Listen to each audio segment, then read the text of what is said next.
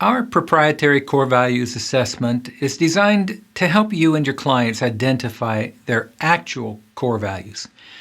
This assessment includes 40 possible core values, and all of them are presented from a biblical Christian worldview.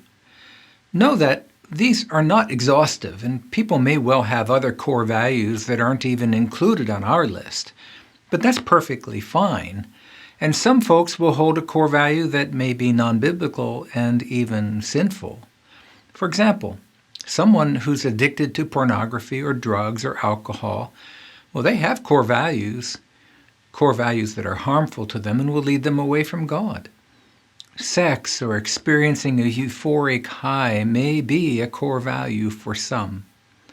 And even in our own list of 40 core values, it's possible to do sinful or harmful things that's associated with them. For example, a person who has success or competition as a core value. Not bad by itself, but it could cause them to act in such a way as to hurt or harm someone rather than to serve and love them. You see, when we make progress at the expense of someone else, that is certainly not a Christian application of a core value. You will need to discern for yourself and help your clients discern if their core value is producing actions and a lifestyle that would put a smile on God's face or not. Now, you should have taken the core values assessment in the previous section and uploaded a completed copy to your assignment section. This week, be sure to identify your actual core values, your aspiring core values, and any low-scoring core values that you feel maybe you should be working on them. We want you to spend some quality time reading through this assessment and doing the work that's needed to separate your actual core values from non- or aspiring core values.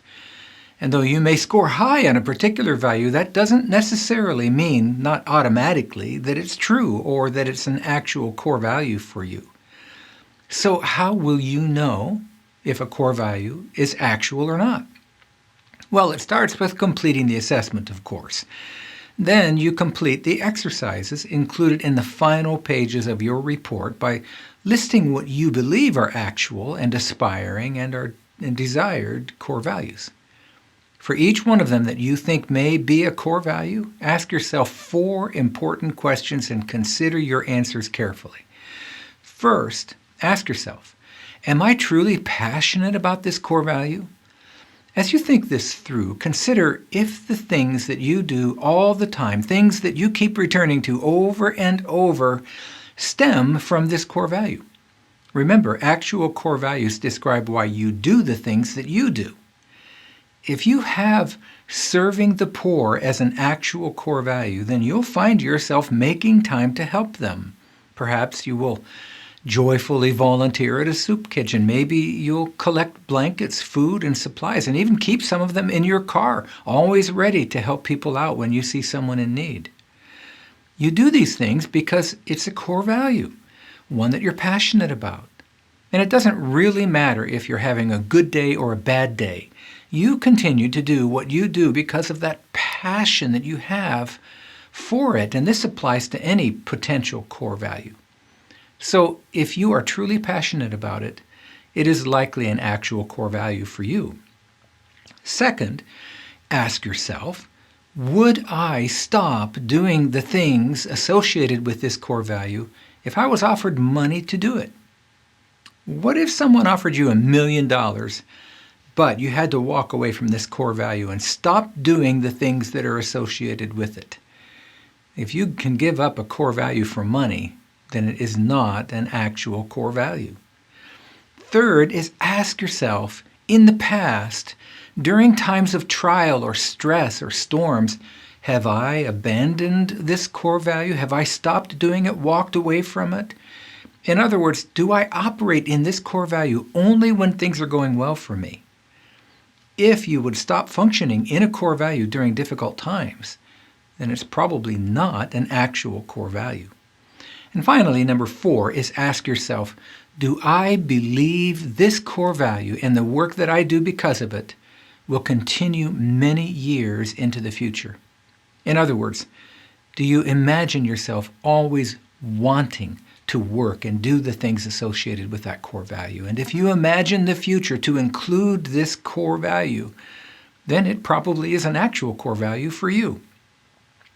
Be sure to do the work of self-awareness as you consider your core values assessment. This is important.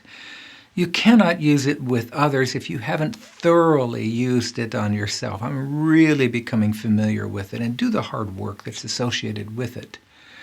And then be sure to try the assessment on a couple of others who may be willing candidates for you to test your coaching skills. See what they learn about themselves. See what you can learn about how to guide people through to an effective use of this assessment by actually using it with someone else.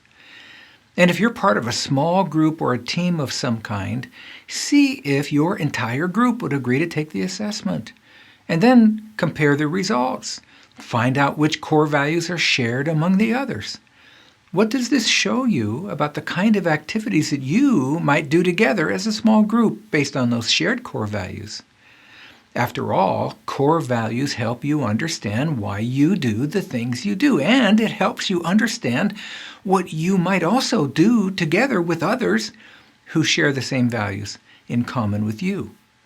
So give it a try and learn how to use this tool effectively. In fact, you're required to do a case study as an assignment, so you may as well get started on it right now. Introduce your small group and let's get started.